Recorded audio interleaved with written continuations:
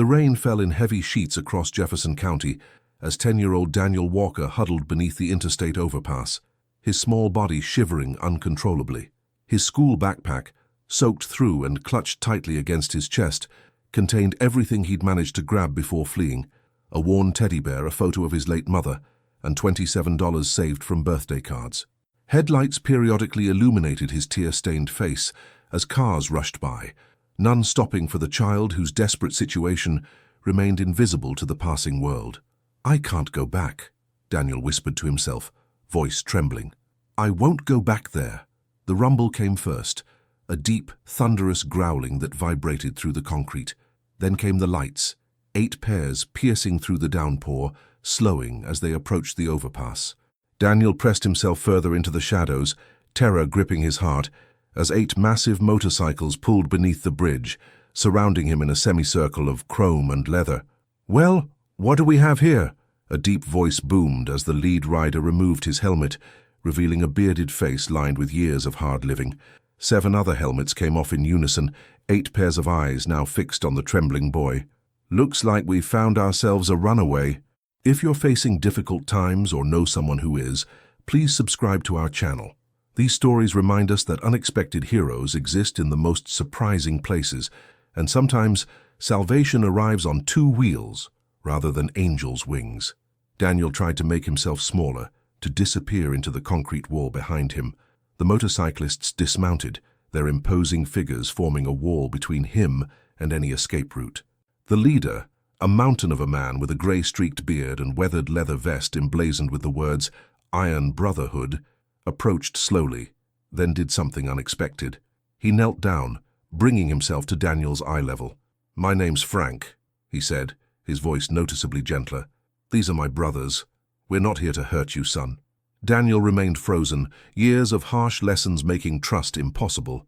His stepfather's warnings echoed in his mind. "Those biker gangs will sell you for parts if they catch you." But there was something in Frank's eyes that didn't match those warnings, a warmth that contradicted his intimidating appearance. "You got a name, kid?" asked another rider, a lean man with intricate tattoos covering his arms. Daniel," he managed, the word barely audible above the rain and passing traffic. "Daniel," Frank repeated, nodding. "How old are you, Daniel?" 10. "Almost 11, he added, a child's instinct to claim every bit of age possible. Frank exchanged glances with his companions, unspoken communication passing between men who had ridden together for years. "And what's a 10, almost 11-year-old doing under an interstate overpass in this storm?" Daniel clutched his backpack tighter, eyes darting between the men. Just waiting for it to stop raining." "That backpack looks packed for more than waiting out rain," observed a rider with a salt and pepper goatee. "You running from something, son?" The direct question broke through Daniel's fragile composure.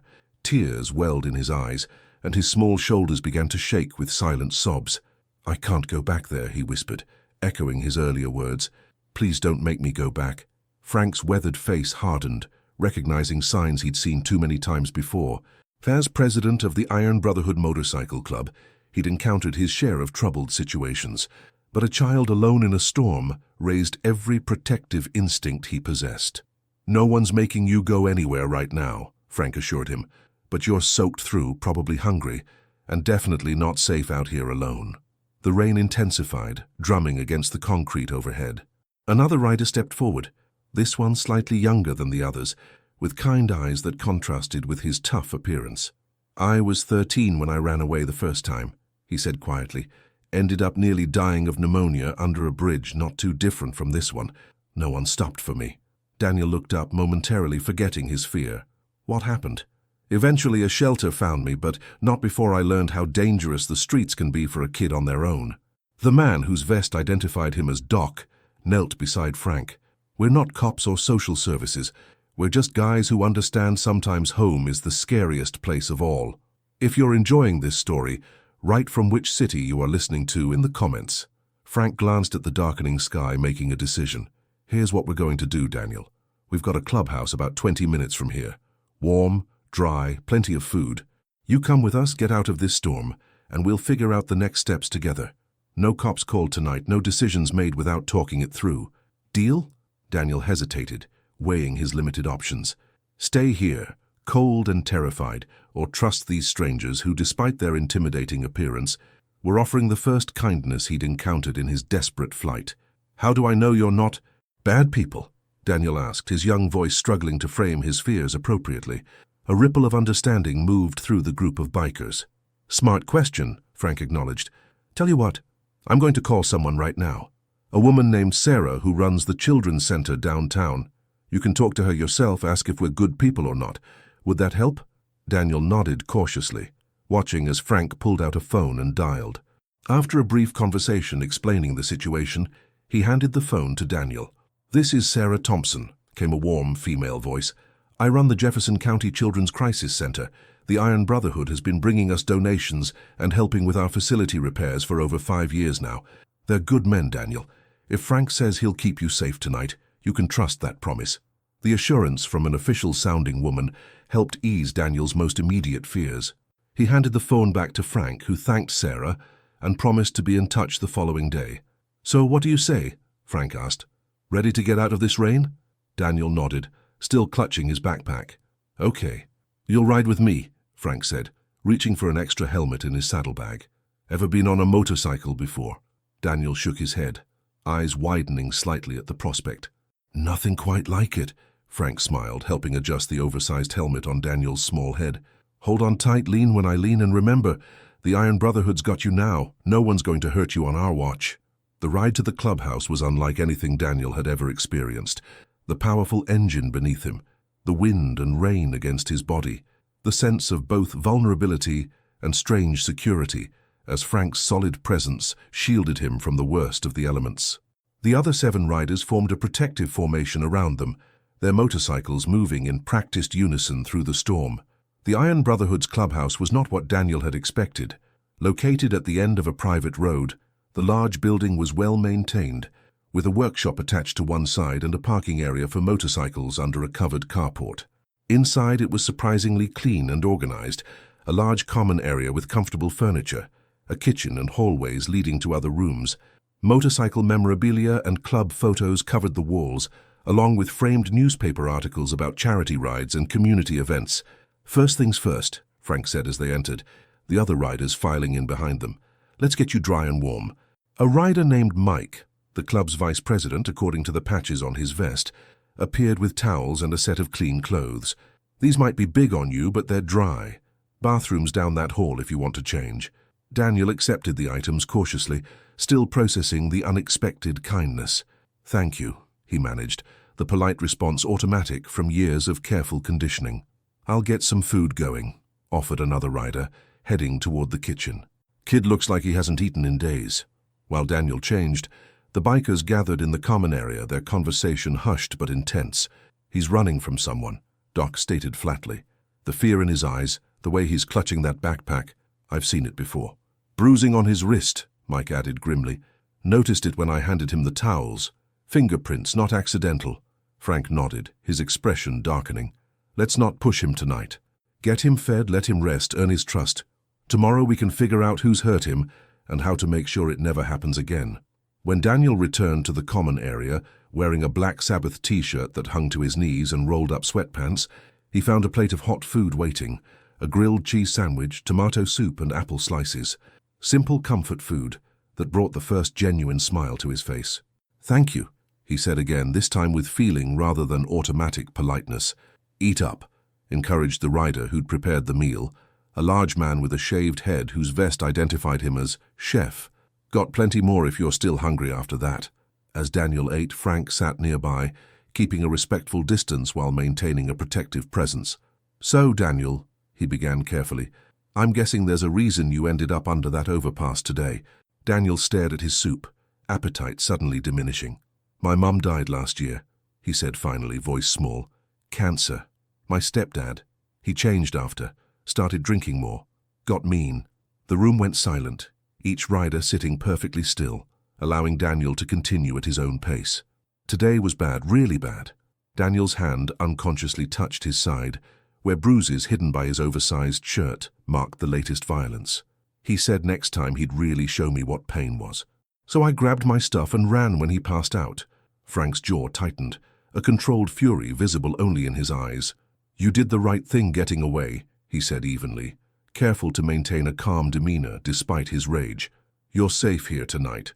But what about tomorrow?" Daniel asked, the question revealing the burden no child should have to carry, planning for survival beyond the immediate moment. "Tomorrow, we start fixing this," Frank promised. "The right way, through proper channels. I know people who can help. Not just Sarah from the crisis center, but lawyers, judges, folks who'll make sure you don't go back to a dangerous situation." "He'll come looking for me," Daniel whispered. "He always says no one would believe a kid over him. He's a deacon at church, volunteers at the community center.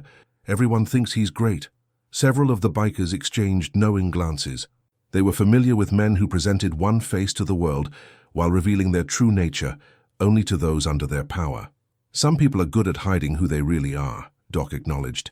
"But evidence doesn't lie. Those bruises tell a truth he can't talk his way out of. And 8 witnesses finding you alone in a rainstorm miles from home adds to that truth," Mike added. Frank leaned forward slightly. "Daniel, I promise you this. The Iron Brotherhood stands by those we protect. Your stepfather may have everyone else fooled, but that ends now. If you've watched this far, say in the comments, what secret do you keep?" As the evening progressed, Daniel's exhaustion became increasingly evident. His small body had endured too much. Physical abuse, emotional trauma, the terror of running away, and the adrenaline crash that followed his rescue. His eyelids grew heavy as he struggled to stay alert in this strange but somehow comforting environment. "There's a room you can use," Frank told him, noticing his fatigue. "Clean bed, private bathroom. You can lock the door from inside if it makes you feel safer." Daniel nodded gratefully, gathering his still damp backpack. The idea of a locked door between him and the world offered a security he desperately craved. The room was simple but comfortable. A twin bed with fresh linens, a small dresser, and a private bathroom attached. It appeared to be kept ready for guests, though Daniel sensed it wasn't frequently used. "Get some rest," Frank said, standing at the doorway. "One of us will be awake all night if you need anything. Just come to the common area." "Thank you," Daniel said for what felt like the 100th time that evening. "Why are you helping me? You don't even know me." Frank considered the question carefully. "Because 20 years ago, I was a lot like you. Different circumstances, same fear. Someone stepped up for me when they didn't have to. Changed the course of my life." He paused, then added, "The world looks at men like us and sees danger, the patches, the bikes, the tough exteriors. What they miss is that often those who've known pain recognize it in others, and some of us choose to break the cycle rather than perpetuate it."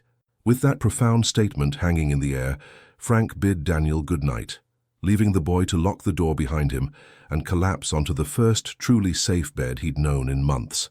In the common area, the 8 members of the Iron Brotherhood gathered for a council of war, because that's precisely what this had become in their minds. A war against the abuse of a child, against a system that too often failed the most vulnerable, against the protected status of those who presented well to the outside world while committing atrocities behind closed doors.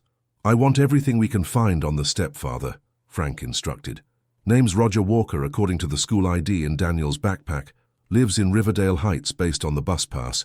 Mike, you've got contacts in the sheriff's department. See what comes up. Complaints, reports, anything." Mike nodded, already pulling out his phone. "On it. Doc, first thing tomorrow we need to document those injuries professionally. Your medical license may be suspended, but your expertise still counts." "I'll call Dr. Patel at the free clinic," Doc replied. "She owes me a favor and can make it official. No questions asked." Frank turned to another rider, a younger man whose vest identified him as Hawk. "We need to know if there have been previous reports. School counselors, neighbors, anybody who might have suspected something was wrong but didn't follow through. No accusations, just information gathering." "I'll reach out to my sister," Hawk offered. "She teaches elementary school, knows how to ask the right questions without raising alarms. Chef and Diesel, you're on protection detail. Daniel doesn't leave our site until we know he's permanently safe. 8-hour shifts, always 2 of us minimum." The planning continued deep into the night, each man bringing specific skills and connections to the table. These weren't just motorcycle enthusiasts who had stumbled upon a child in need. They were men with complex histories, diverse professional backgrounds, and a shared commitment to protecting the innocent that transcended their rough exteriors. Around 3 in the morning, a small sound alerted Frank to movement in the hallway. He looked up to find Daniel standing uncertainly at the edge of the common area, eyes wide and face pale. Nightmare? Frank asked gently. Daniel nodded, embarrassment coloring his cheeks. Sorry. Nothing to be sorry for, Frank assured him. Happens to the best of us. Chef just made some hot chocolate if you want some. Daniel hesitated, then crossed to the kitchen area where Chef was indeed stirring a pot of hot chocolate. The massive biker poured a mug for the boy, adding a touch of cinnamon and miniature marshmallows. My grandma's secret recipe, Chef explained, works better than any sleeping pill. Daniel accepted the mug, wrapping his small hands around its warmth. I dreamed he found me, he admitted quietly, that he dragged me back home. Frank exchanged glances with the others present. That's not going to happen, Daniel. First Light, we're setting wheels in motion, legal wheels, to make sure you never have to go back there. But what if no one believes me? Daniel's voice cracked slightly. What if they make me go back anyway? It was Doc who answered, his normally gentle eyes hardening with determination. 8 motorcyclists found you alone under an interstate overpass in a rainstorm, miles from home, with bruises that match adult handprints. We're not just witnesses, Daniel. We're advocates. And the Iron Brotherhood doesn't stop until those we protect are truly safe. Daniel looked around at these men, tattooed, weathered, intimidating in appearance, yet showing him more genuine care than he'd experienced since his mother's death. I'm scared, he admitted, the vulnerability of a child breaking through his careful defenses. Fear keeps us alert, keeps us moving forward, Frank said. But you're not facing it alone anymore. Tomorrow's going to be challenging. Questions to answer, systems to navigate. But remember this, God puts people in our paths when we need them most. Sometimes they look like angels, sometimes they look like us. Either way, it's no accident we found you tonight. The mention of God caught Daniel by surprise. You believe in God? Even with all the bad stuff that happens? Frank smiled slightly. Especially because of the bad stuff. Someone has to stand against it. Someone has to protect those who can't protect themselves. I figure that's part of why we're here, to be the hands and feet of something greater than ourselves when it's needed most. Daniel considered this perspective, so different from the harsh religious framework his stepfather had used to justify punishment and control. My stepdad always says, God wants children to obey and honor their parents no matter what. Your stepdad is twisting scripture to serve himself, Chef interjected, surprising everyone with his theological knowledge. Before I became a professional chef, I studied to be a pastor. True religion protects the vulnerable, defends the oppressed, and stands against those who abuse power, especially over children. If you're enjoying this story, write from which city you are listening to in the comments. Daniel took a sip of hot chocolate, processing these new ideas. For the first time, he allowed himself to consider the possibility of a future beyond fear, a future where the hands that reached for him brought help rather than harm. Try to get some more rest, Frank encouraged after Daniel finished his hot chocolate. Tomorrow will be a full day. As predicted, dawn brought a flurry of carefully orchestrated activity. Dr. Patel arrived at the clubhouse to document Daniel's injuries, her gentle professionalism helping the boy through the difficult process. Sarah Thompson from the Children's Crisis Center came next, bringing the necessary paperwork to initiate emergency protective measures. We've already filed the preliminary report with Family Services, Sarah explained to Frank, as Daniel spoke with a child advocate in another room. Judge Reynolds has agreed to review the case immediately given the circumstances. Reynolds is good people, Frank acknowledged. Fair, thorough, puts children's safety first. Sarah nodded agreement. The documentation is compelling, Frank. The physical evidence, the circumstances of how you found him, the distance from his home. It all supports Daniel's account. But you know how these cases can go. The stepfather will present himself as the concerned parent, claim Daniel is troubled, exaggerating, perhaps even self-harming. We've thought of that, Frank assured her. Mike's contacts came through. There have been 2 previous welfare checks at the Walker home in the past 6 months. Nothing substantiated at the time, but it establishes a pattern of concern. And Hawk's sister confirmed that Daniel's teacher had noted behavioral changes and unexplained absences in his file. Sarah's expression reflected both approval of their thoroughness and sadness at the situation. You've done this before, haven't you? Advocated for children at risk? Frank's eyes turned distant, memories clearly surfacing. More times than I care to count. The system tries, but it's overloaded, underfunded, and often misses the kids who need it most, especially when the abusers are skilled at presenting a respectable front. Which is why informal networks like yours matter so much, Sarah acknowledged. You see what others miss, go where others won't, stand firm when others waver. Their conversation was interrupted by Mike entering the room, his expression grim. Roger Walker just filed a missing persons report. He's playing the distraught father role to perfection, claiming Daniel ran away after being disciplined for stealing, suggesting the boy has mental health issues that make him dangerous to himself. Frank's jaw tightened. As expected, he's controlling the narrative. There's more, Mike continued. He's a personal friend of Captain Harrison in the sheriff's department. Harrison's already assigned extra patrols to look for Daniel, priority status. Sarah straightened, immediately grasping the implications. We need to move faster then. Judge Reynolds can issue a temporary protection order, but we need Daniel in the proper channels before Walker leverages his connections to force a return home. What followed was a masterclass in navigating bureaucratic systems with urgent purpose. The Iron Brotherhood activated their network.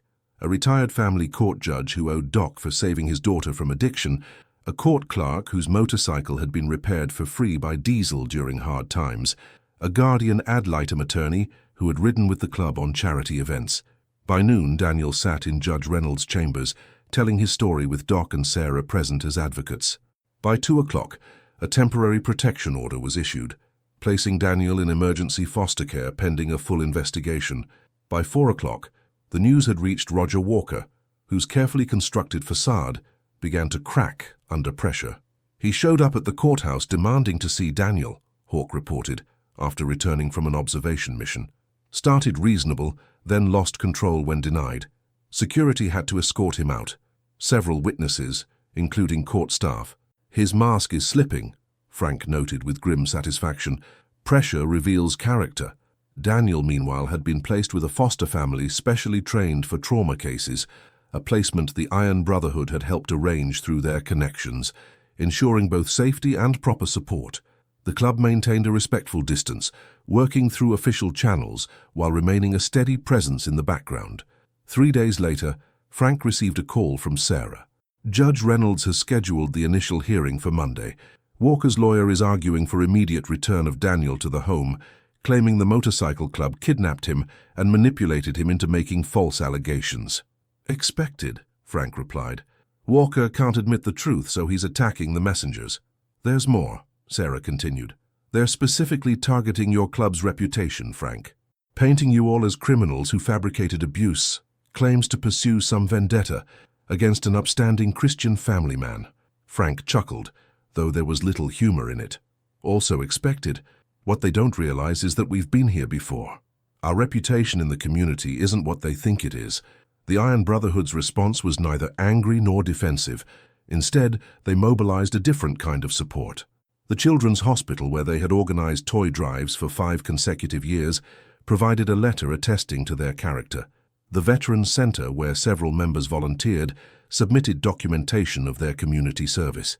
3 local business owners who had received interest-free loans from the club's emergency fund stepped forward as character witnesses. Most powerfully, a retired judge wrote directly to Judge Reynolds, describing how the Iron Brotherhood had intervened when his daughter was trapped in an abusive relationship, helping her escape and rebuild her life while respecting legal boundaries and proper procedures. As Monday approached, Daniel's anxiety increased despite the protection surrounding him. The prospect of facing his stepfather in court, of having his truth questioned, weighed heavily on his young shoulders. The evening before the hearing, Frank visited Daniel at his foster placement, a visit approved by Family Services, given the unique circumstances of the case. They sat on the back porch, watching fireflies emerge in the gathering dusk. "I'm scared," Daniel admitted, echoing his words from that first night. "What if he convinces everyone I'm lying?" "Fear is natural," Frank acknowledged. "But remember, you're not alone in that courtroom. The evidence speaks for itself. Your injuries tell the truth, and 8 motorcyclists who found you miles from home in a rainstorm will testify to what they saw." "But he's so good at making people believe him," Daniel persisted, "at making me sound like the problem." Frank turned to face the boy directly. "Daniel, look at me. Men like your stepfather count on silence and isolation. They maintain control by convincing their victims that no one will believe them, that they have no allies. But that spell was broken the moment you found the courage to run, and shattered completely when 8 witnesses entered your life." Daniel considered this, drawing strength from Frank's certainty. "I just want it to be over. I want to feel safe all the time, not just sometimes." "That day is coming," Frank promised, "and until it does, you have an entire brotherhood standing with you. We'll be there tomorrow, clean-shaven, in suits rather than leather, but unmistakably present." Daniel managed a small smile at the image of these imposing bikers in formal attire. "Thank you for finding me under that bridge." Frank's weathered face softened. "Thank you for being brave enough to run. Most battles are won the moment someone decides to fight back, even when victory seems impossible." If you've watched this far, say in the comments, what secret do you keep? The Jefferson County Family Court presented a formidable environment for a 10-year-old boy.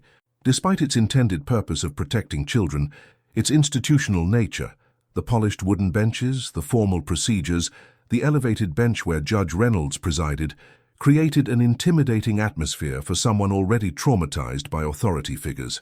As promised, the Iron Brotherhood arrived in suits and ties, their imposing physiques and weathered faces incongruous with their formal attire, but their presence undeniable. They sat in a row behind Daniel, who was accompanied by his court-appointed guardian ad litem and Sarah Thompson from the Crisis Center. Across the aisle sat Roger Walker, a handsome man in his early 40s, with carefully styled hair and an expensive suit. His expression projected concerned fatherhood, a stark contrast to the monster Daniel had described. Beside him sat an attorney from one of the city's prestigious firms, exuding confidence and barely concealed disdain for the proceedings. Judge Reynolds, a woman in her 60s with silver hair and penetrating eyes that had seen decades of human suffering in her courtroom, called the hearing to order with a gentle but authoritative tap of her gavel. "This is an initial hearing regarding the temporary protection order issued for Daniel Walker," she began. "I'll remind everyone that family court proceedings prioritize the best interests of the child above all other considerations. This is not a criminal trial, though evidence presented here may inform subsequent proceedings." Roger Walker's attorney rose immediately. "Your Honor, we request immediate dismissal of the protection order and return of the minor to his father's custody. This entire situation stems from a runaway incident following appropriate parental discipline. The child was intercepted by members of a known motorcycle club who have manipulated him into making false allegations." Daniel tensed visibly at the attorney's characterization, his eyes darting nervously to his stepfather, whose concerned expression momentarily slipped to reveal a flash of cold anger before returning to parental worry. Judge Reynolds acknowledged the request without comment, before turning to the guardian ad litem. "Ms. Hoffman, please present the basis for the current protection order."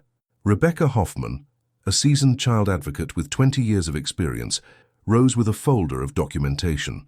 "Your Honor, the temporary protection order was issued based on substantial evidence of physical abuse, documented by a licensed physician, corroborated by independent witnesses, and supported by the minor's consistent testimony."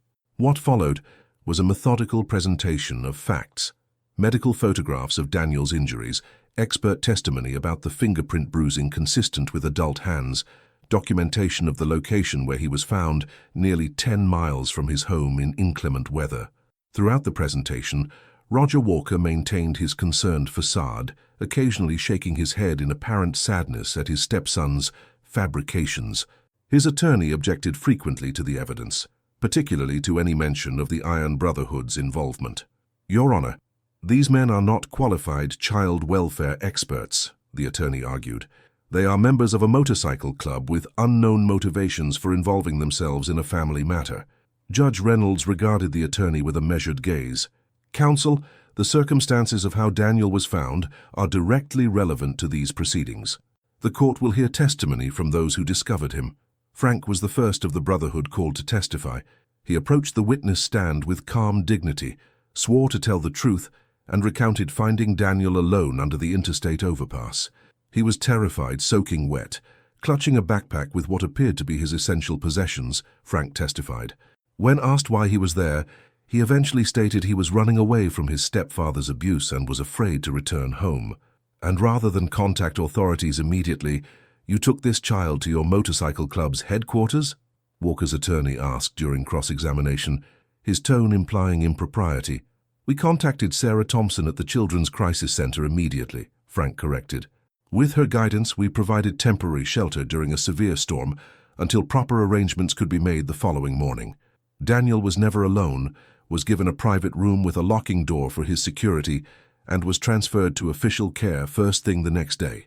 One by one, the Brotherhood members testified, each account consistent while adding unique details that reinforced their credibility.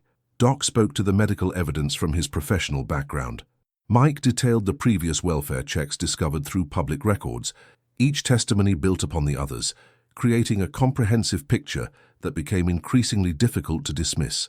Throughout the proceedings, Daniel sat with his head down, occasionally glancing at his stepfather with visible fear. When finally called to speak, he approached the judge's chambers for a private conversation, a common practice to shield children from having to testify in open court where their abusers are present. During the recess, while Daniel spoke with Judge Reynolds, Roger Walker approached his attorney with barely controlled fury. Though they spoke in hushed tones, several of the Brotherhood members noted the changing dynamic, Walker's mask slipping further as his control of the situation diminished. When court resumed, Judge Reynolds's expression was grave. Having reviewed all evidence and spoken directly with the minor child, this court finds sufficient cause to extend the temporary protection order for 90 days, during which a full investigation will be conducted by Family Services. Roger Walker stood abruptly, his face flushing with anger. "This is outrageous. You're taking the word of a child and a bunch of bikers over a deacon of the church. You don't know what that boy is capable of, the lying, the manipulation. I'm the only one who can handle him." The outburst created exactly the display of temperament that undermined his carefully cultivated image. His attorney attempted to intervene, but Walker shook him off, pointing directly at Daniel. "You ungrateful little—" he began before court officers moved to restrain him. "Mr. Walker, control yourself or you will be held in contempt," Judge Reynolds warned sharply. The damage was done. The mask had fallen completely, revealing the man Daniel had described: volatile, threatening, focused on control rather than care. Several people in the courtroom gasped at the transformation, including a woman from Walker's church who had come to support him, now witnessing a side of him she'd never seen before. Judge Reynolds added several provisions to her order: mandatory parenting classes and anger management for Walker, supervised visitation only if Daniel consented, and continuation of his placement in therapeutic foster care. She scheduled a review for 30 days, making it clear that Walker's behavior would significantly impact future decisions regarding custody. As the court adjourned, Daniel remained seated, seemingly unable to process the outcome. Frank approached carefully, mindful of official protocols but wanting to offer reassurance. "You did it," Frank said simply. "You stood your ground, told your truth, and the judge believed you." Daniel looked up, tears of relief streaming down his face. "It's really over." "The beginning of the end," Frank clarified gently. "There's still a road ahead, but you've made it past the hardest part. You're officially under the court's protection now." Sarah joined them, her expression reflecting professional satisfaction at the outcome. "Your foster family is waiting outside, Daniel. They've been approved for long-term placement if needed, and they understand the unique circumstances." Daniel nodded, standing on shaky legs. Will I still be able to see you guys? The Brotherhood, I mean." Frank looked to Sarah, acknowledging the proper channels. "We've applied to be officially approved as supportive adults in your case," she explained. "Given their role in your rescue and the positive impact they've had, Family Services is likely to approve supervised visits." As Daniel prepared to leave with his foster family, Frank knelt to eye level with him once more, echoing their first meeting under the interstate overpass, but under vastly different circumstances. "Remember what I told you the night we found you?" Frank asked. "About the Iron Brotherhood standing by those we protect?" Daniel nodded, his small face solemn with recognition. "That hasn't changed," Frank assured him. "Whether it's next week or years from now, whether you need someone to attend your school events, or teach you to ride when you're older, or just be a presence that reminds you you're not alone, we'll be there. Not because we have to, but because that's what brotherhood means." If you're enjoying this story, write from which city you're listening to in the comments. The weeks that followed brought both challenges and healing for Daniel. The formal investigation uncovered additional evidence of Roger Walker's abusive behavior, school records noting unexplained absences coinciding with visible injuries, testimony from a neighbor who had heard concerning sounds from the Walker home but had been reluctant to report them, even a previous girlfriend of Walker's who came forward with her own account of his controlling behavior. With each revelation, The possibility of Daniel ever returning to his stepfather's custody grew more remote. Roger Walker's initial public support dwindled as more people witnessed his true nature. His inability to control his temper during supervised visitations, his focus on his own reputation rather than Daniel's well-being, his refusal to acknowledge any wrongdoing despite mounting evidence. For the Iron Brotherhood, the case represented both a victory and a reminder of their ongoing mission. They maintained appropriate boundaries as mandated by family services, while establishing themselves as consistent, positive presences in Daniel's life. Frank attended school conferences alongside Daniel's foster parents. Doc helped with science homework. Chef taught cooking skills that empowered the boy with practical independence. 3 months after the rainy night when 8 motorcyclists surrounded a terrified child beneath an interstate overpass, the final custody hearing arrived. Judge Reynolds reviewed the comprehensive evidence, the successful therapeutic progress Daniel had made in his foster placement, and the continued concerning behavior of Roger Walker, despite court-mandated interventions. Her decision was definitive. Roger Walker's parental rights were terminated, with Daniel to remain in his current foster placement, with a path to potential adoption if all parties desired this outcome. Outside the courthouse, Daniel stood surrounded by his support system, his foster parents, Sarah Thompson, and the 8 members of the Iron Brotherhood who had transformed his life with one act of intervention. "I still can't believe it sometimes," Daniel admitted, his appearance noticeably healthier after months of proper care and reduced stress. "That night under the bridge, I was so scared when I saw your motorcycle surrounding me. I thought it was the end. Turned out to be a beginning instead," Frank observed, his weathered face creasing with a smile. "God works in mysterious ways, sometimes on 2 wheels. Daniel nodded thoughtfully. "My counselor says trauma can either break us or become the foundation for something stronger, that we can use our worst experiences to help others." "Wise counselor," Frank agreed. That's essentially the story of the Iron Brotherhood, men who faced their own demons and decided to stand against similar suffering in others. Daniel's foster mother, Ellen, approached the group. "We're having a celebration dinner tonight for the court decision. We'd be honored if you all would join us." The invitation was accepted with appreciation. These formerly intimidating men now recognized as the unexpected angels they had proven to be. As they prepared to depart, Daniel pulled Frank aside for a private moment. "I decided what I want to be when I grow up," he announced with newfound confidence. "Oh yeah? What's that?" Frank asked. "A child advocate attorney," Daniel replied seriously. "Someone who helps kids like me navigate the system, who believes them when they speak up, who fights for them when they can't fight for themselves." Frank's eyes filled with unexpected emotion at this declaration. "The world needs more advocates like that," he agreed, his voice slightly rough, "and you've got first-hand experience with how important they are. Plus," Daniel added with a small smile, "when I'm old enough, I want to learn to ride, maybe start a different kind of club, for kids who've been through tough times to show them they're not alone." Frank placed a gentle hand on Daniel's shoulder. "One day at a time, counselor. But when you're ready for those riding lessons, you know who to call." As the group walked together toward the parking lot, where 8 motorcycles waited alongside the foster family's SUV, the symbolism was impossible to miss. Different worlds converging around a shared commitment to one child's well-being, unlikely alliances formed in service of protection and healing. What had begun as a terrifying encounter, 8 intimidating motorcyclists surrounding a vulnerable child, had transformed into a circle of protection that would influence not just Daniel's life, but potentially generations of children who would benefit from his future advocacy. The Iron Brotherhood mounted their motorcycles, engines rumbling to life in unified chorus.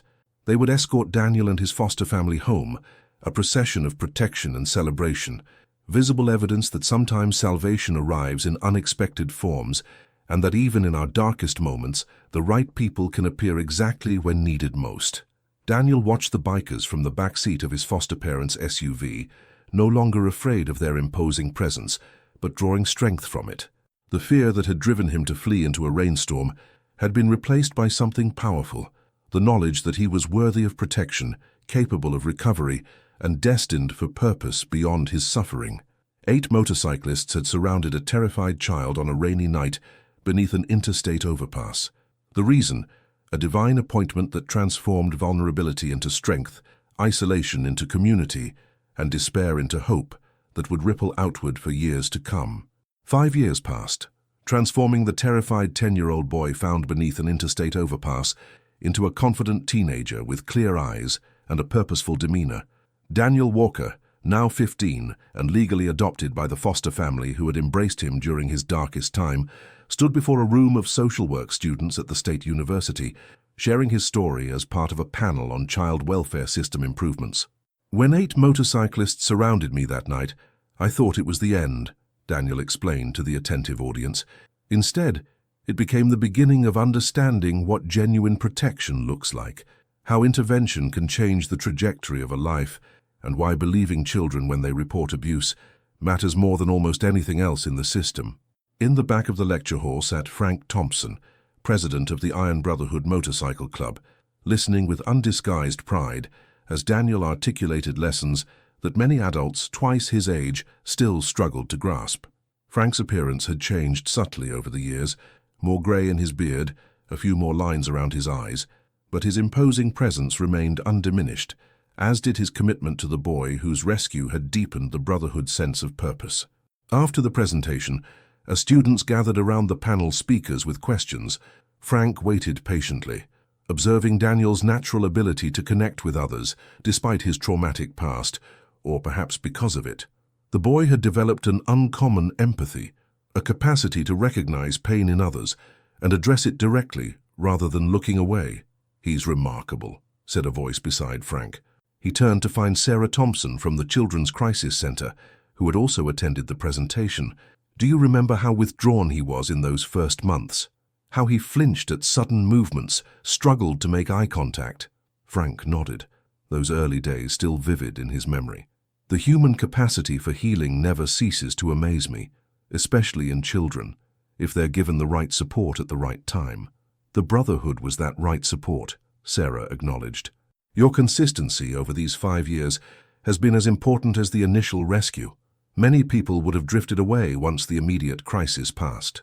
Frank shrugged slightly, uncomfortable with praise for what he considered simply doing what was right.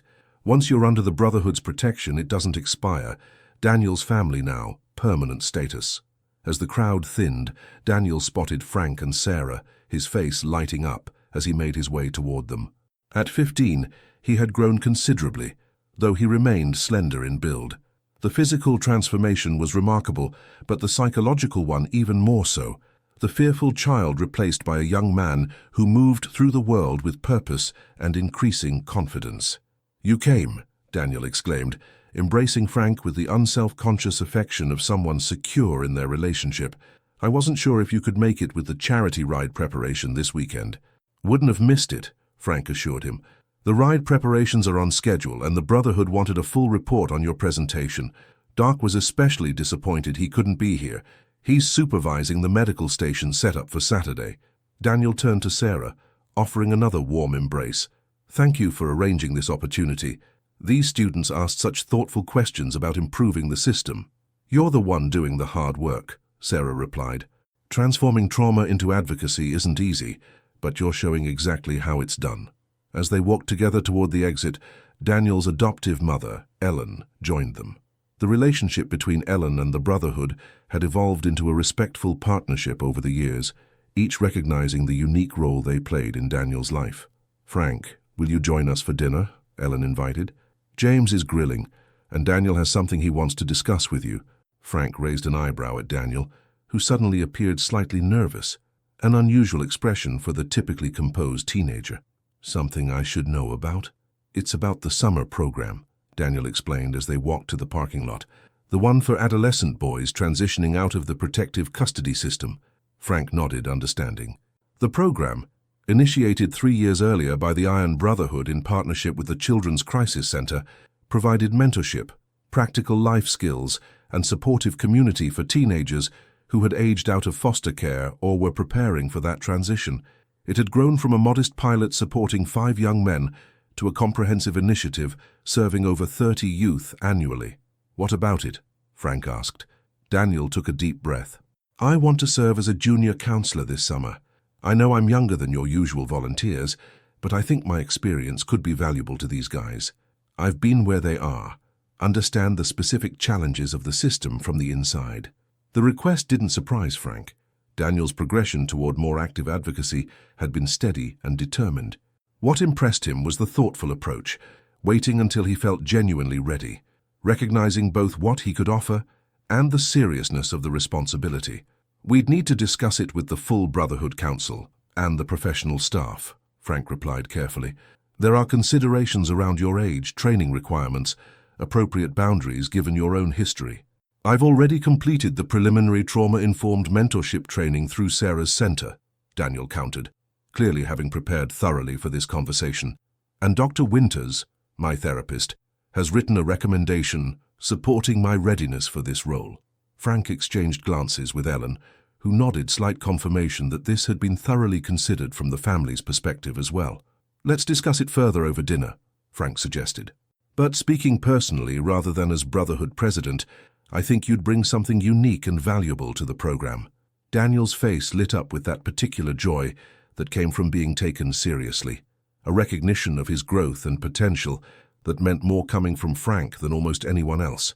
If you're enjoying this story, write from which city you are listening to in the comments.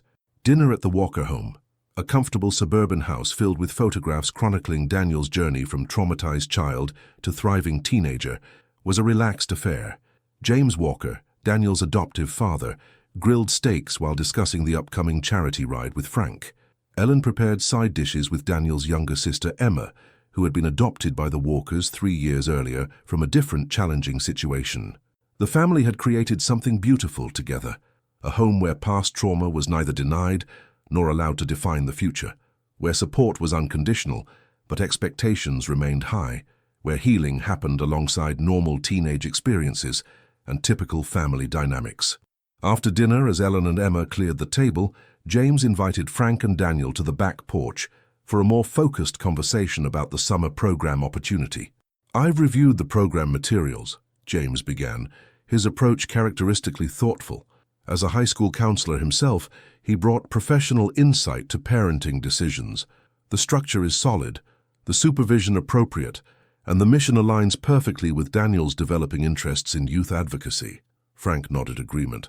"The Brotherhood designed it specifically to address gaps we saw in the system. Practical mentorship during that critical transition period when institutional support typically drops off. The professional staff handles the therapeutic components, while our members focus on life skills, career exploration, and building healthy male relationships." Daniel leaned forward earnestly. "That's where I think I can contribute something unique. These guys are used to professionals talking about trauma and recovery from an academic perspective. I've lived it. I understand both the system's strengths and its failures from the inside." "You've considered how this might affect your own recovery process?" Frank asked directly, his concern evident.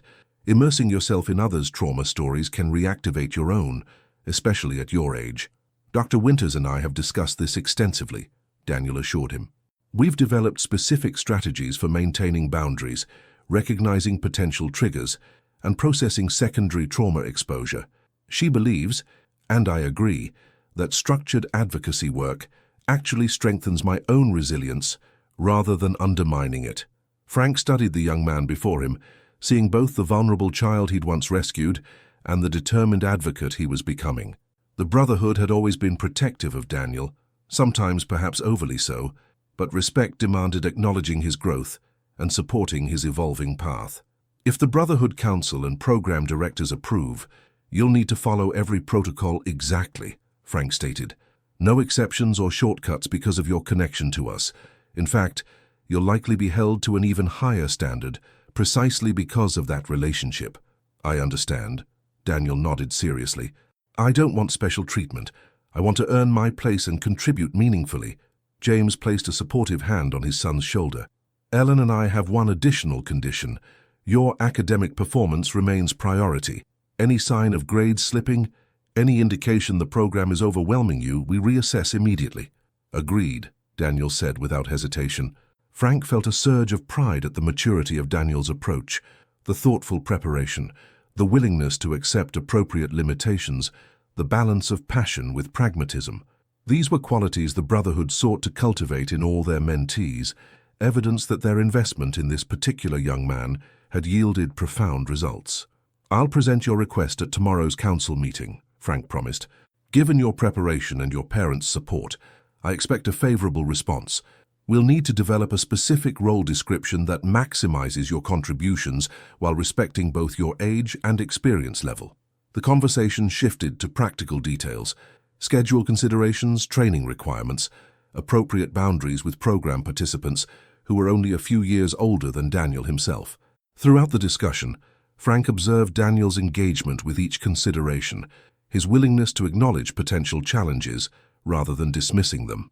Later, as Frank prepared to leave, Daniel walked him to his motorcycle parked in the driveway. "There's something else," Daniel said, his voice taking on a more personal tone. "Something I haven't mentioned to Mom and Dad yet, because I wanted your perspective first." Frank gave the teenager his full attention, recognizing the significance of being trusted with something not yet shared with Daniel's parents. "I've been doing some research about my biological father," Daniel explained. "Mom, my birth mom, always told me he wasn't in the picture, that he'd left before I was born and wanted nothing to do with us. But I found some old letters in her things after she died, before Roger destroyed most of her possessions. Letters that suggested a different story." Frank listened carefully, aware of the delicate territory they were entering. Daniel's journey had focused primarily on healing from his stepfather's abuse and adapting to his adoptive family, with less exploration of his origins before those traumatic years.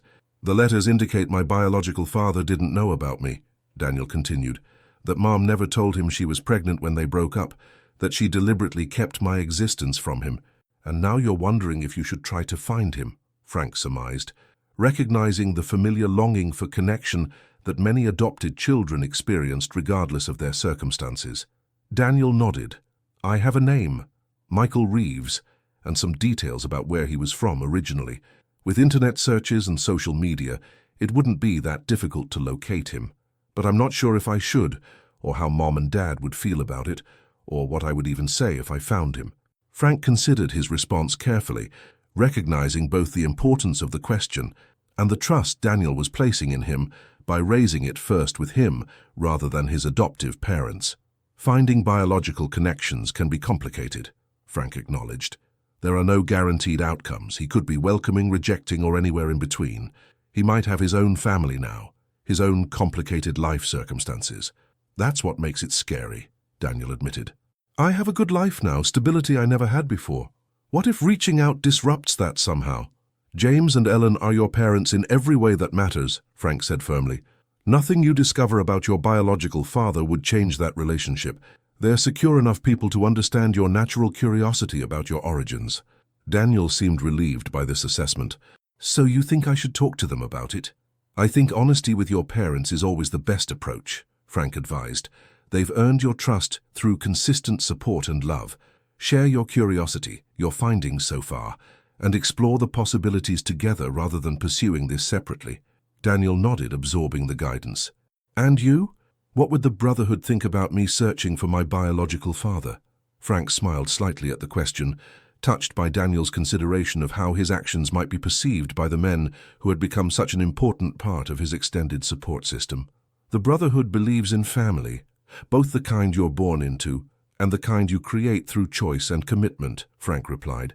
"We understand better than most that sometimes biological connections are worth preserving, and sometimes they're best left behind.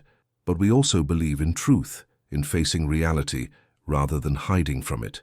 Whatever you discover about your origins becomes part of your story, not a replacement for the family you have now." Daniel seemed to find comfort in this perspective, his shoulders relaxing slightly. "I'll talk to Mom and Dad tomorrow. You're right. They deserve to be part of this decision." As Frank mounted his motorcycle, Daniel asked one final question. "Do you ever wonder about the timing? How you guys found me exactly when I needed you most?" Frank smiled, securing his helmet. "I stopped believing in coincidences years ago, Daniel. 8 motorcyclists surrounding a terrified child under an interstate overpass during a rainstorm? That was divine appointment, pure and simple. Whatever you discover about your past, remember that your present and future were secured that night, not just by us, but by something greater, working through imperfect people at exactly the right moment." With the rumble of his engine emphasizing those parting words, Frank departed, leaving Daniel contemplating the mysterious intersection of choice, circumstance, and perhaps divine intervention that had transformed his life that rainy night 5 years earlier.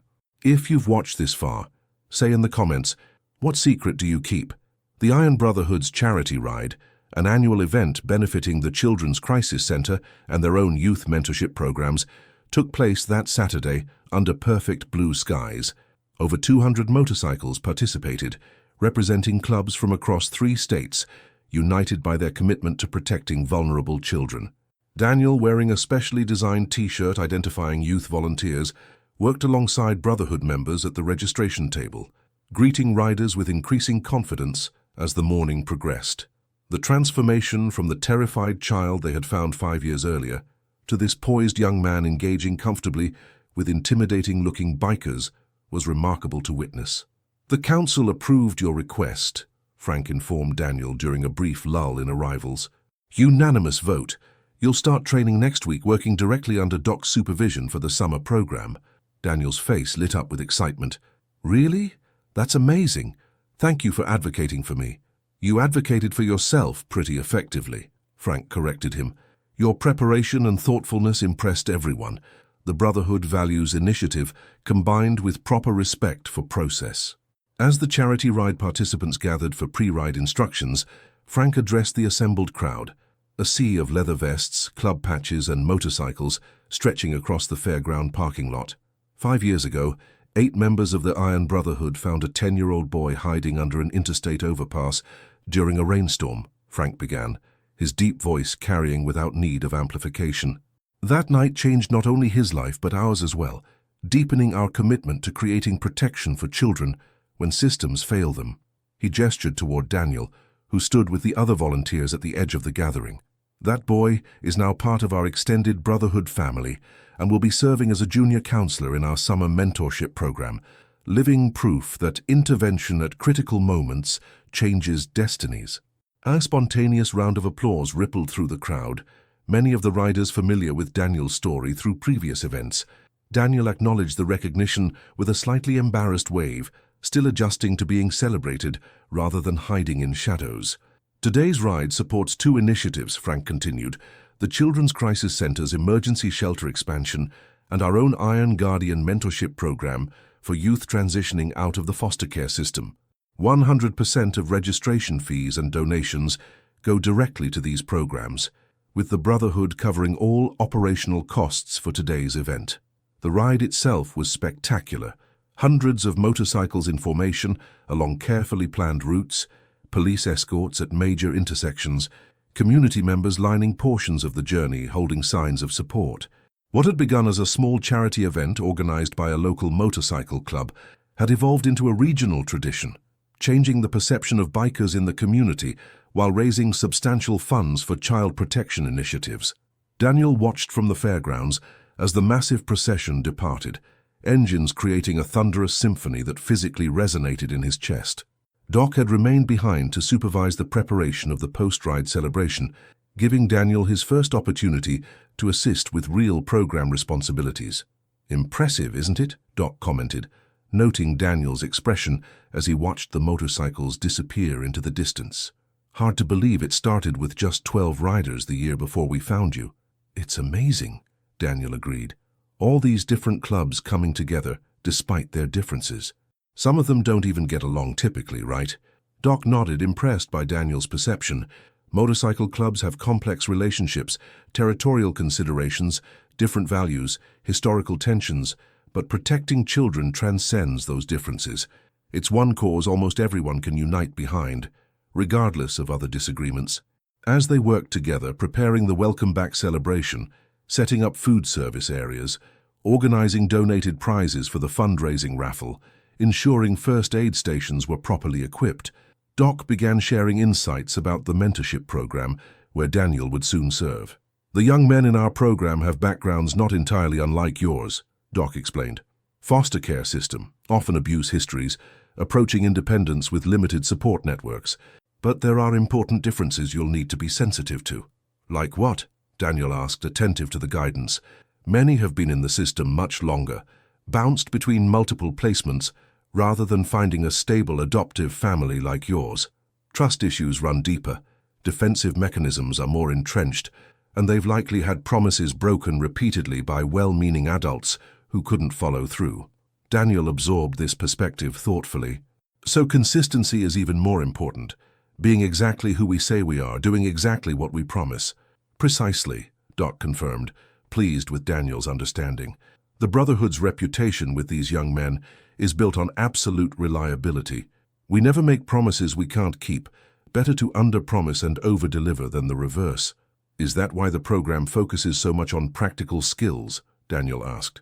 Motorcycle maintenance, financial literacy, job application processes. Doc smiled appreciatively at the question. Partly, practical skills build immediate confidence and have tangible results. But there's another reason. Hands-on activities create natural opportunities for deeper conversations. It's easier for young men from traumatic backgrounds to discuss difficult experiences while working side by side on an engine than sitting face-to-face in an office. This insight resonated with Daniel's own experience. Some of his most meaningful conversations with Brotherhood members had occurred during similar activities. Frank teaching him basic motorcycle maintenance, Chef showing him cooking techniques, Hawk guiding him through woodworking projects. The focus on shared tasks had created safe space for vulnerability without the pressure of direct therapeutic intervention. I had a good talk with my parents last night, Daniel mentioned as they finished arranging tables for the post-ride meal, about looking for my biological father. Doc's expression remained neutral, though attentive. How did they respond? Better than I expected, Daniel admitted. They offered to help with the search if that's what I decide to do, said they understand it's natural to be curious about where I come from. Dad even suggested hiring a private investigator if basic internet searches don't yield results. James and Ellen are exceptional people, Doc observed, secure enough in their relationship with you to support your exploration rather than feeling threatened by it. Daniel nodded agreement. They asked thoughtful questions about my expectations, helped me consider different scenarios for how contact might go if I find him. Mum suggested writing a letter first, rather than making a call or showing up in person, giving him time to process the information before responding. Wise approach, Doc commented. Have you decided whether you'll proceed with the search? Daniel was quiet for a moment, considering. I think I will, but not immediately. The summer program is my priority right now. I want to focus completely on contributing there before taking on another emotional process. Doc nodded approval at this mature prioritization. The search for your biological father will still be possible months from now. The opportunity to impact young men transitioning out of the system is immediate and time-sensitive. The conversation paused as they heard the distant rumble of returning motorcycles, the charity ride completing its circuit and heading back to the fairgrounds. Daniel felt a surge of anticipation, eager to see the full impact of the event he'd helped organize. Doc, he said suddenly, a question that had been lingering in his mind finally surfacing. Do you ever regret getting involved with my case? Taking on that responsibility when you could have just reported finding me and continued with your lives? Doc regarded him with surprise. Regret? Never. Not for a single moment. He placed a hand on Daniel's shoulder. Finding you under that overpass wasn't just about saving one child, though that would have been enough. It was about rediscovering our purpose as a brotherhood, about transforming protection from an abstract value into a concrete mission. As the motorcycles began pouring into the fairgrounds, hundreds of riders returning, energized from their journey, the community turning out to support the culminating festivities, Daniel observed the scene with new perspective. Each participant represented potential protection for children still waiting to be found, still hiding under metaphorical overpasses, still needing intervention that might never come without committed advocates. I think I understand now, Daniel said quietly, why I feel so strongly about the mentorship program, about eventually becoming a child advocate attorney. It's not just about paying back what was done for me. It's about extending the circle outward, creating protection that reaches beyond what any one person or group could provide alone. Doc smiled with evident pride. That's exactly it. The Iron Brotherhood found you that night, but in a very real sense, you found us too. Reminded us of why we formed in the first place, of the difference we could make beyond our immediate circle.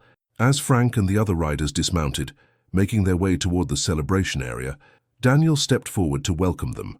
No longer the terrified child surrounded by intimidating bikers, but a young man embraced by an extended family, unified by purpose rather than blood, by commitment rather than circumstance.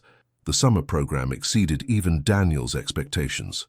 Working under Doc's supervision, he connected with young men transitioning out of the foster care system in ways the professional staff sometimes couldn't, bridging the gap between their experiences and the resources being offered, translating between institutional language and lived reality. His unique contribution emerged most clearly during evening discussions when program participants gathered informally to process the day's activities. Where professional staff sometimes encountered resistance or surface-level engagement, Daniel's shared experience created openings for authentic conversation. The thing they don't tell you about leaving the system, one 18-year-old participant named Marcus observed during such a session, is how terrifying freedom can be when you've never had any. All these choices suddenly, with no one telling you what to do, but also no one catching you if you fall. Daniel nodded understanding. And everyone expects you to be grateful for the independence, not scared by it. Exactly, Marcus exclaimed, clearly surprised to be truly understood. My caseworker keeps saying how lucky I am to have reached 18 with a high school diploma and no criminal record. Like that's supposed to be enough to build a life on. The system measures success by what doesn't happen to you, Daniel observed, not by what does happen for you. No abuse, no arrests, no homelessness. That's considered a win even if you're struggling with everything else. The other young men in the circle nodded recognition of this truth, some commenting for the first time after days of guarded silence.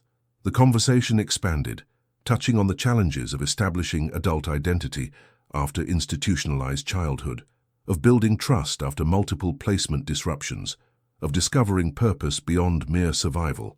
Frank observed this session from a respectful distance, noting how naturally Daniel facilitated without dominating, how skillfully he validated experiences while gently redirecting toward constructive perspectives. The Brotherhood had provided structure and resources, but Daniel was contributing something they couldn't, the authentic voice of someone who had walked a similar path and emerged not just surviving but thriving. As the summer progressed, Daniel's impact became increasingly evident. Program participants sought him out during free periods, trusted him with concerns they hesitated to share with adult staff, responded to his encouragement when resistance emerged around challenging activities. His age, closer to theirs than to the adult mentors, combined with his shared experience, created a unique bridge between the Brotherhood's resources and the young men's needs. "He's got a gift," Frank commented to James Walker during a parent visit day midway through the program. Natural intuition about when to push, when to back off, when to share his own experience, versus when to simply listen. James nodded agreement, watching from across the workshop as Daniel helped a participant troubleshoot an engine problem while engaging him in conversation about post-program housing plans. He's found his calling earlier than most. The trauma could have defined him, made him a perpetual victim. Instead, he's transformed it into purpose. The Brotherhood takes some credit for that transformation, Frank acknowledged, but most belongs to you and Ellen. The stability you've provided, the healthy family dynamics, the consistent support for his healing process. It's been a community effort, James replied thoughtfully. You found him, we adopted him, but many others contributed to his recovery. Therapists, teachers, the Brotherhood members who've mentored him in different ways. That's what he's trying to create for these young men now. Not a single solution, but a network of support that meets different needs at different times. The summer program concluded with a ceremony celebrating each participant's completion and outlining their continuing connection to Brotherhood resources. Daniel stood proudly among the staff and mentors, receiving formal recognition for his contribution as junior counselor. When 8 motorcyclists surrounded me 5 years ago, Daniel told the assembled participants during his brief remarks, I thought it was the end of my story. Instead, it was the beginning of understanding that our worst experiences don't have to define us. They can become the foundation for helping others facing similar challenges. He looked across the faces of the young men he'd worked with all summer, seeing both their remaining struggles and their emerging strength.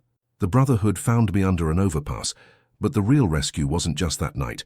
It was the consistent presence that followed, the unwavering belief in my potential beyond my trauma, the practical support that matched encouraging words. That's what this program offers each of you, not just for this summer but moving forward.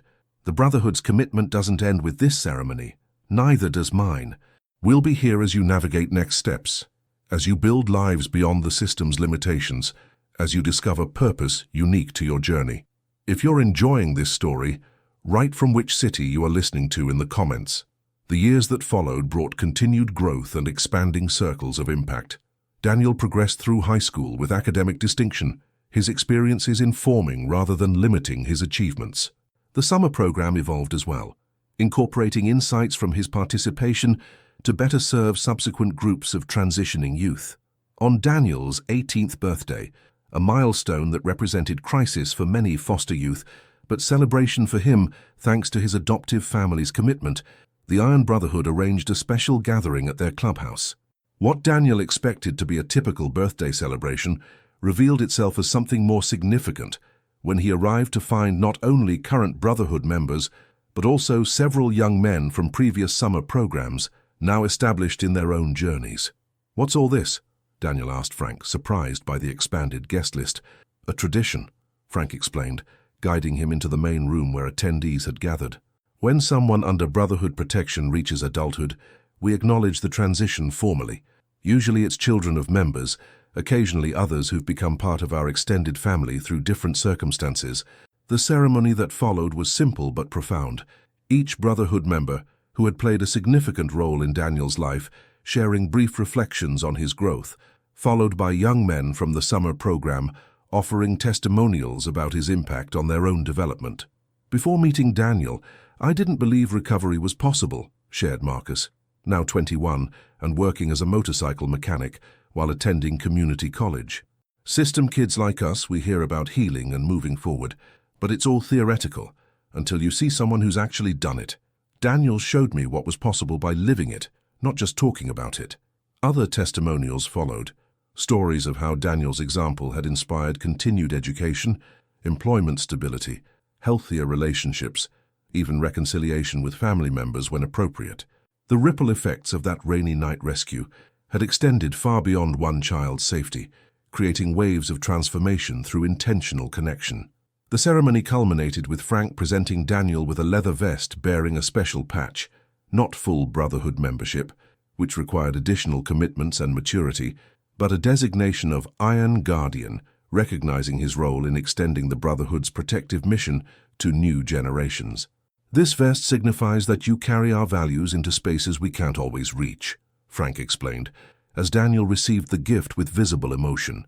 "The courtrooms where you'll eventually advocate as an attorney, the universities where you'll study, the professional environments where your journey will take you. You represent the Brotherhood's mission without being bound by its structure, a bridge between worlds that need connection." Daniel accepted the vest with profound gratitude, understanding its significance beyond the physical object. 8 motorcyclists surrounded a terrified child, he said, echoing the phrase that had come to symbolize his journey. "I couldn't have imagined then where that moment would lead, not just for me but for so many others. Thank you for finding me, for seeing potential when I could only see fear, for creating protection that extended beyond that night." As the celebration continued, Daniel found a moment alone with Frank on the clubhouse porch, both looking out at the motorcycles parked in formation, physical symbols of the Brotherhood's organized commitment to principles larger than individual members. "I found my biological father," Daniel mentioned quietly. "Made contact about 6 months ago, started with letters like Mom suggested, eventually arranged a meeting." Frank studied him with interest, respecting that Daniel had chosen when to share this significant development. "How did it go?" "Complicated," Daniel acknowledged. "He never knew about me, was shocked to discover my existence after all these years. Has his own family now, wife, 2 younger children, lives in Colorado, works as an architectural engineer." "And his response to learning about you?" Frank asked carefully. "Cautiously positive," Daniel replied. "He wanted confirmation through DNA testing, which I understood. Once that confirmed our relationship, he's been respectful but uncertain about how to proceed. We're taking it slowly. Emails, occasional calls, getting to know each other gradually." Frank nodded approval of this measured approach. "And how has it affected you? Finding this missing piece of your origins?" Daniel considered the question thoughtfully. "It answered questions I needed answered, filled gaps in understanding my own history and traits, but it also confirmed something important, that family is defined by presence, not just biology. Michael Reeves may have contributed to my DNA, but the people who shaped who I am are the ones who showed up when it mattered most. My adoptive parents, you and the Brotherhood, the professionals who supported my recovery. Sounds like healthy perspective, Frank observed. Some people get lost searching for origins, expecting biological connections to provide something they can't deliver. I think being found by the Brotherhood that night shaped how I approach this, Daniel reflected. You demonstrated that chosen family can be stronger than circumstantial connections. That commitment matters more than obligation. It gave me a foundation secure enough to explore my origins without being destabilized by what I found or didn't find. Frank smiled, recognizing the wisdom in Daniel's assessment. The greatest legacy of that night might be precisely that understanding, that family transcends conventional definitions, that protection comes in unexpected forms, that what appears terrifying at first glance might actually be salvation arriving just when needed most. As they rejoined the celebration inside, Daniel moved comfortably between different groups, the Brotherhood members who had found him that rainy night, his adoptive family who had provided stability and love, the young men from summer programs who represented his expanding influence. The terrified child from beneath the overpass had become a young man of purpose, connecting worlds that rarely intersected effectively, creating protection that extended far beyond his own recovery.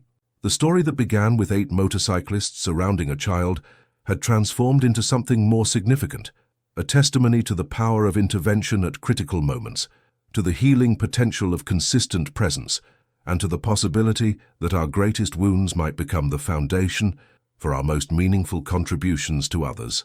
For the Iron Brotherhood, finding Daniel under that overpass had reinforced their fundamental purpose, using strength to protect rather than intimidate, channeling their own recovered pain into prevention of similar suffering for others, standing as guardians at the intersections where vulnerability meets danger. The intimidating appearance that had initially terrified a runaway child had become the very symbol of safety he and many others had come to trust most deeply. 5 years earlier, Daniel had asked Frank why the Brotherhood had chosen to help a stranger, why 8 imposing motorcyclists had stopped for a terrified child and committed to his protection far beyond that initial rescue. Frank's answer then had acknowledged both personal redemption and divine purpose, working through unlikely instruments at precisely the right moment. Now as Daniel moved confidently through the celebration, wearing the Iron Guardian vest that symbolized his place in their extended family, that answer had been validated beyond question. 8 motorcyclists had indeed surrounded a terrified child on a rainy night beneath an interstate overpass. And the reason, a divine appointment that transformed vulnerability into strength, isolation into community, and despair into hope, continued to move outward in expanding circles of protection that would influence generations to come.